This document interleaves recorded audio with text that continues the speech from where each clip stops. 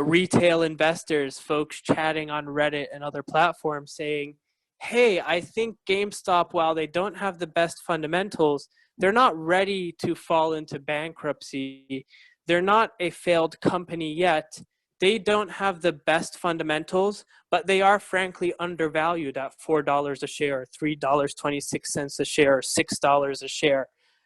So no, we have more faith in GameStop, and we think that they still have a little bit more time we can squeeze out of them, and we can infuse them with cash. So hopefully they can pick up and turn their trajectory around. Maybe they can enter the online gaming market. Maybe they can figure out other ways to succeed in the ever-evolving world of virtual gaming.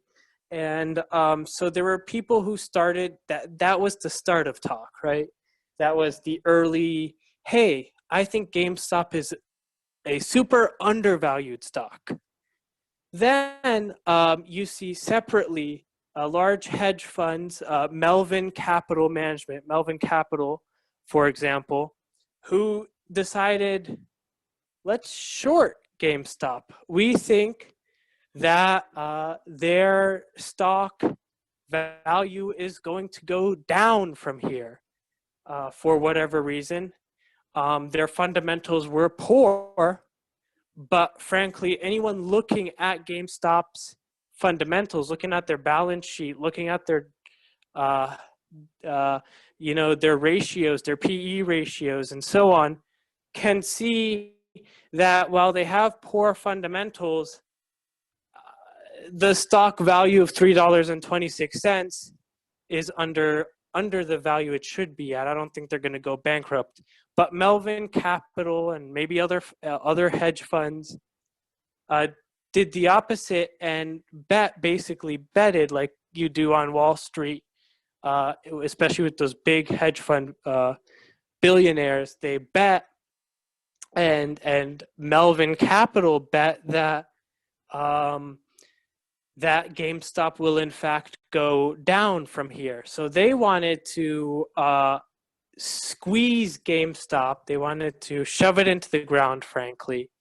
And they went on maybe a media campaign, maybe an outreach effort. Maybe they reached out to other fellow hedge funds, basically all of them saying, hey, let's short the heck out of GameStop. They're not going to do well. Let's short sell. Let's not long sell. Let's short sell, meaning the value is going to go down. Or long buy, pardon. So they short sold the stock and started to put in calls for it to go down. They started requesting floats. They requested floats much later. They started to basically bet it would go down, right? Well, something happened on this Reddit called Wall Street Bets. It's a subreddit where someone picked up on it. I think the person's username is something like Deep Effing Value or something. What a username, right? Yeah. Hey, that should be Deep Effing mine. Value. That should be mine. And, yeah, I mean, you should enter some Reddits like Wall Street Bets and just read the commentary that goes on there. It's quite fun. Right. And basically it came up, hey, there's something odd. The fundamentals of Wall Street is bad. I mean, the fundamentals of GameStop is bad. But why are these big billionaire hedge funds who are supposed to be experts, hedge fund managers who are supposed to be experts, betting that Wall Street's going to go down when they're already way undervalued? They're not that bad. They're bad, but not that bad, you know? So basically the thought process was, let's all just buy GameStop stock, you know? Basically some perspective was let's show these hedge fund managers the middle finger because they got bailouts and we didn't back in 2008, and let's win big on this. Others were basically just like, no, I think you guys are devaluing GameStop too much. It's not that bad. There are others who maybe thought that if you guys are going to short GameStop, short GameStop as much as you will. You will cause the company by force to go into bankruptcy. They'll lay off all their employees. All their stores will close down. Store managers will lose their jobs. Franchisees will lose their stores. So many employees will lose whatever paycheck they're receiving. You basically will shove the company into the ground, right? So no, let's raise this company up because it's undervalued. It's worth buying at this point, and let's not buy into this hedge fund manager billionaire class's belief that they can gamble on a company and shove it into the ground and banish it to oblivion just so they can make a couple billion more bucks. So it was cool to see how different people from different ways of thought all came together, whether it's on this Reddit or elsewhere. Retail investors, the regular Joe Schmo investor, just decided, let's just buy up GameStop. And enough of them bought up GameStop, it became what was known as a momentum buy. A momentum buy is basically, and these are risky too, I'm not going to say they aren't. Momentum buys are, oh my gosh, everyone's buying this stock. It must be good. Let me buy it. That's what you're seeing with Tesla right now, right? There are so many people buying Tesla just to buy Tesla because they're seeing other people buy Tesla. So these momentum stocks have real power. And this is where people will go tell their friends and family, and they'll post up on social media, I just bought Tesla, so I think you should buy Tesla. And everyone's buying Tesla, raising the value of Tesla stock up and up and up and up and up. And you saw the same happen with GameStop very fast. But it happened so much because GameStop was so low in value. It went up, up, up, up, up, up, up, up, up, until these hedge funds like Melvin Capital Management, like Melvin Capital, were forced to potentially liquidate their losses or go bankrupt. And they start freaking out, right? These hedge funds start freaking out. What are we going to do? What are we going to do? The value of the stock is $300 and we were shorting it to go to $2 or whatever they shorted it for. And now they're losing $13 billion. They're bleeding and bleeding and bleeding all this money. So, you know, that's what happened up until this week. There are so many more developments that happened throughout this week. I don't know if you want me to jump into them or if you want to add analysis here. There's so much more. Yeah, I mean, thank you. What I wanted to ask you, because you mentioned floats and PEs. So what are PEs? A PE is the value. So the percent, trying to remember what it exactly stands for. But you don't have to say what it stands for, but what is it? Value per share, basically. The value, okay. So if you spend $4.26 per share of stock, how much of the market cap, how much of the company's public shares are you actually getting? How much of the company's value are you actually getting? What is the value per share? You know, there are shares, a certain amount of shares issued by the company, public shares. That's the part of the company that the private owners aren't holding. That's what the public gets to hold. And that's the shares. And then there's the value, the market cap of the company. How much value does this company actually make in terms of revenue, in terms of on paper, in terms of balance, in terms of debt, right? And so how much of the value does one share get you in this company? And so what is float? So a float is basically when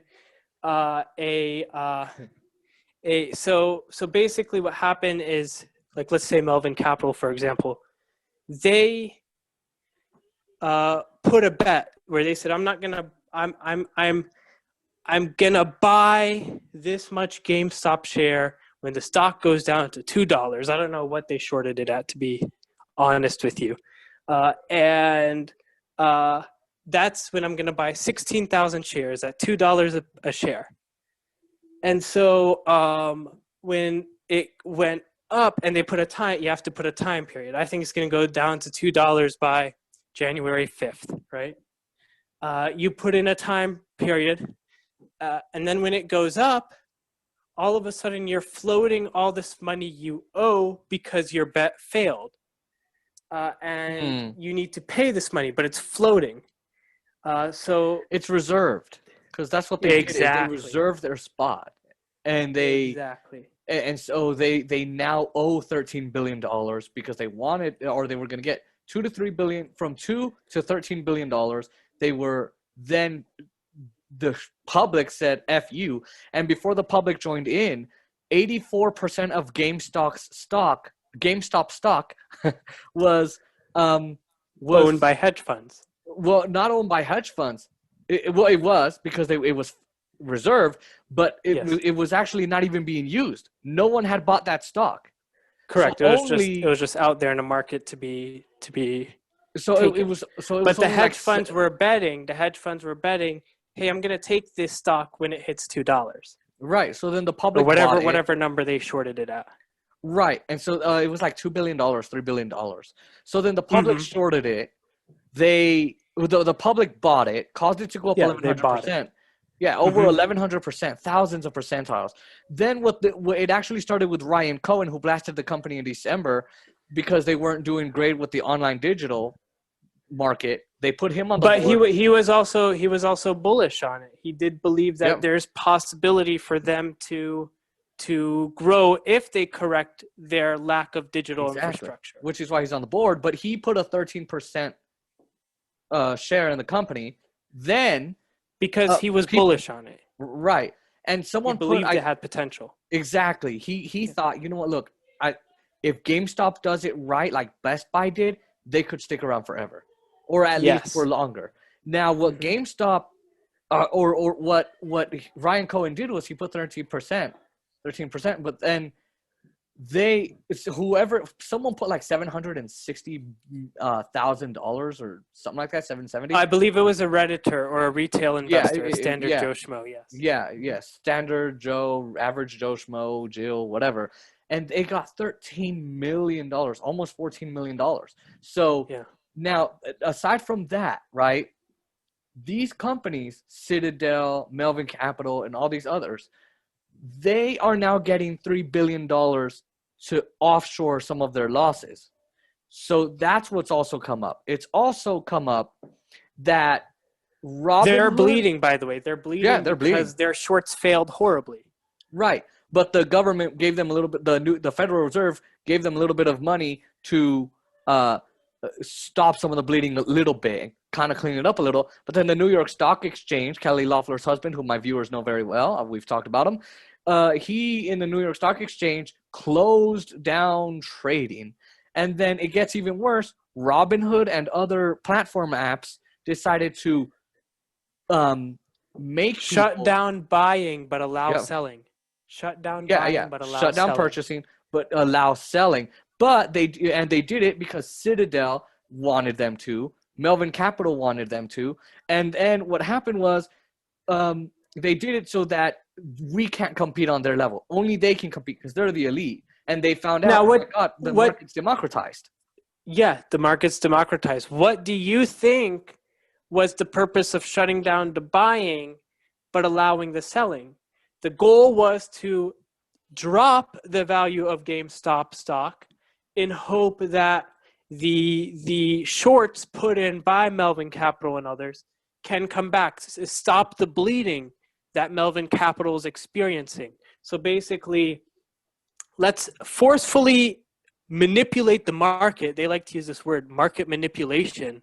Such a scary word, market manipulation, right? They Robinhood, upon request of Citadel, Melvin Capital, and all their other hedge fund buddies, popping open bottles of champagne and chatting, right? Got together and said, we have to manipulate the market back to our advantage, shut down all buying so the value of the stock cannot go up. It can only go down by those retail investors who decide to sell right now. So they were hoping to prevent the bleeding, but that is frankly market manipulation. What do you think about that?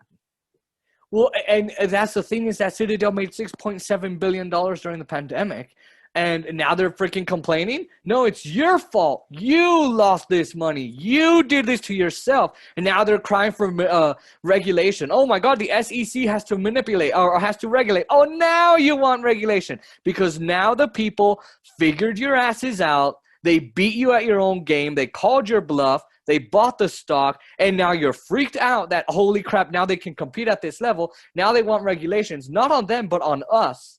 And so this is just elites sticking up for elites.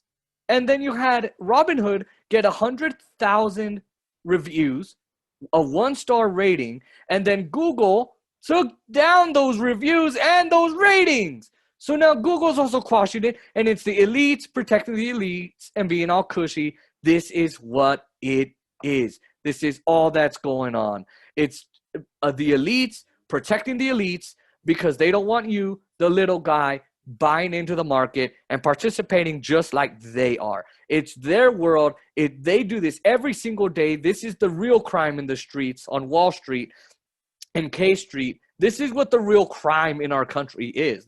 I think it's blue-collar crime. This is what it is. And they are tired of people now having a say. And that's why they're doing these actions. Because they're corporate hacks. All of them, including the politicians here.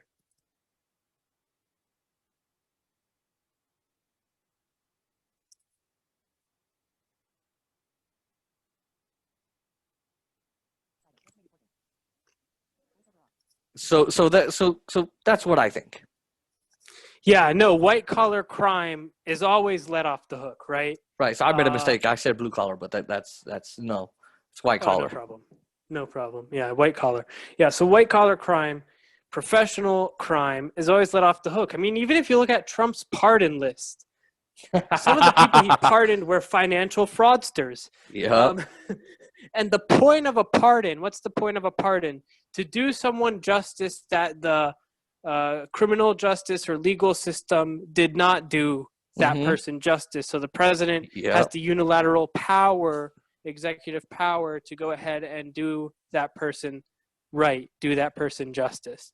So yeah, you see that Robinhood went ahead and got together with these hedge funds and Wall Street elite to basically prevent or stop or reduce the bleeding, reduce the losses of Melvin Capital. So they halted buying, but they continued selling. And they had a pathetic excuse for it. It wasn't even an excuse. No, if you wanted to figure out what was going on and figure out the crisis that was about to unfold, you halt everything. It would have been fine if Robinhood halted selling, buying, and all kinds of securities exchange on their platform, right? If they had just halted everything. They disabled the app for 24 hours or something like that to figure out what was going on. That would have been fair. But it's very clear. Anyone can sell. If I want to go sell GameStop stock and tank it, I can do that on Robinhood, no problem, but I can't buy. And today they reinstated what's called limited buying, whatever the hell that is. Basically, I guess you can only buy a certain amount of securities in GameStop, AMC, American Airlines, and other stocks that they deemed were vulnerable to this. Oh my God, people power! Oh no!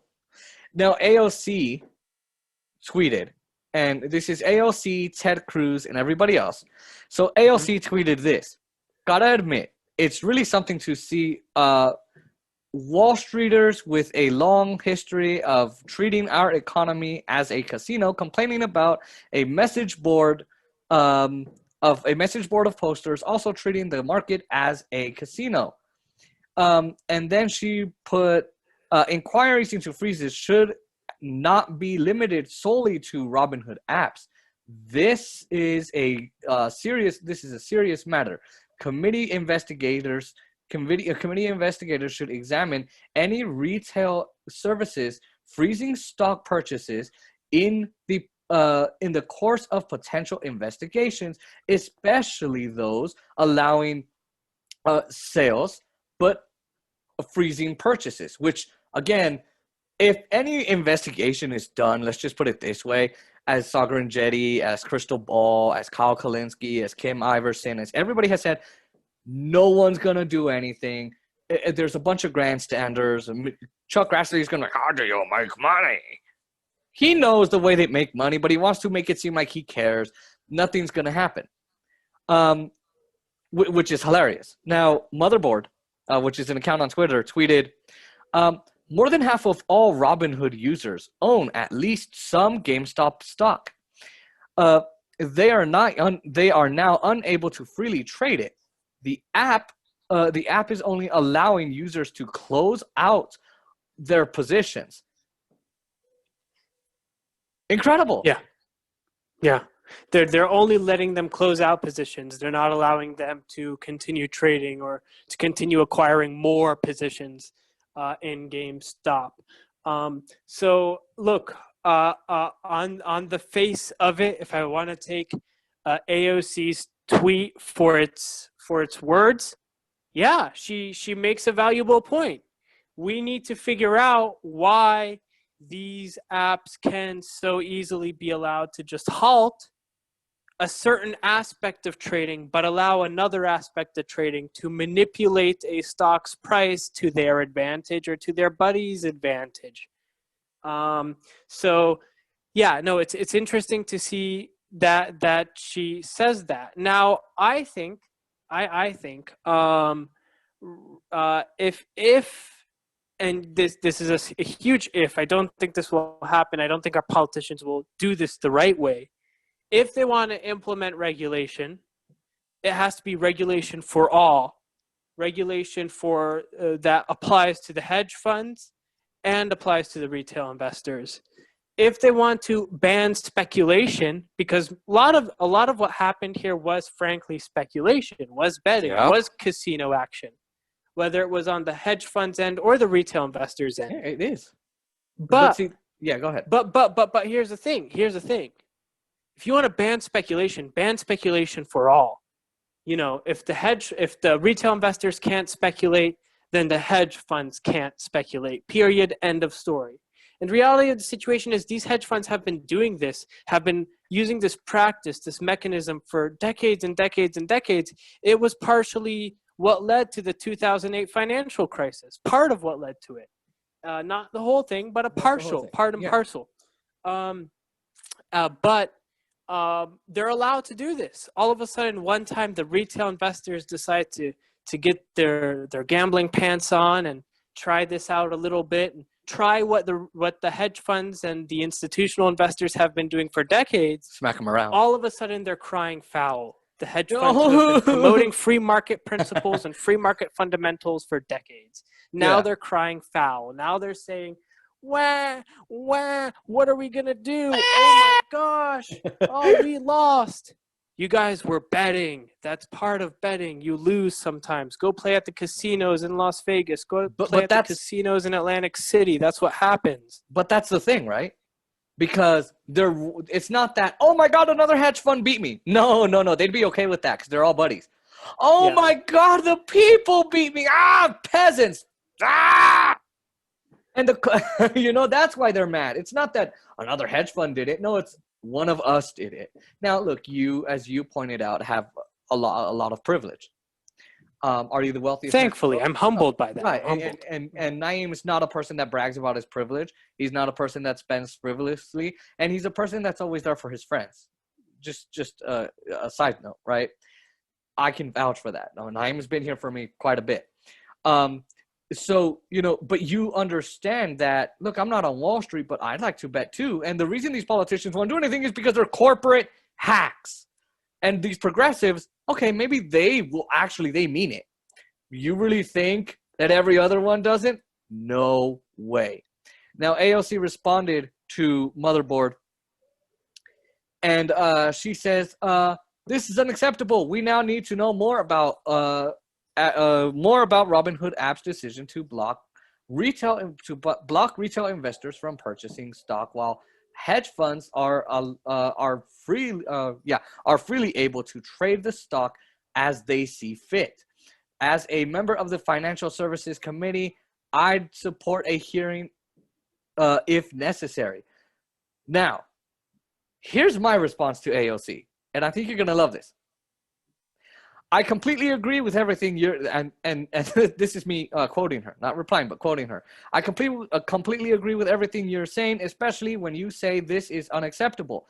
Kind of like when you didn't #force the vote on Medicare for all. What do you think? No, you make a valuable point. If you're going to dig your heels in and support the people, you might as well support the people all the way. Yep. The people need health care right now. They need Medicare for all, or another version of single-payer health care that ensures that all of them get the health care they need. So if you're going to fight for the people, you might as well fight for the people or advocate for the people in full and to the end of it. Don't bend to the corporate Democrats' will when you don't have the political will to advocate for your people, for your constituency, and for the whole nation, frankly. And you see the same with Elizabeth Warren. She had posted, I don't know if you saw her tweet, I think it was yesterday or the day before, she had posted a tweet in support of regulating as a result of the losses experienced by the hedge funds. Yeah, she doesn't want to regulate the insurance industry. Amazing. And then she backs off of single payer and does a sexist fucking piece on Bernie Sanders. And just because she wants power with Joe Biden. And oops, her ass is still in the fucking Senate. Oh, amazing. And it's exactly. And she doesn't have the political will. She doesn't want to use her power. And then claims we're committing violence when we call her ass out on it. So she left. She got offended by a few virtual Elizabeth Warren, Senator Warren, to give her the respect she is entitled to. Yeah, did get offended when she got a few virtual snake emojis. OMG! Oh, what am I gonna do? I got some snake emojis. And then I'm here for the people, and that's the thing is that all these people are just putting out their freaking tweets and not doing anything. They just want the Grammy points or Granny points, whatever you call it. Well, and the thing is, even the tweet that Elizabeth Warren put out. The tweet was in support of these hedge funds. What has happened to her? Exactly. It's like, remember those interviews with John Stumpf of Wells Fargo? And she said, you should be fired. Did you give them back one nickel? And she was holding their balls to the fire, and she held Obama's ass to the wall and said, no, you can't put Larry Summers. Where is that Elizabeth Warren?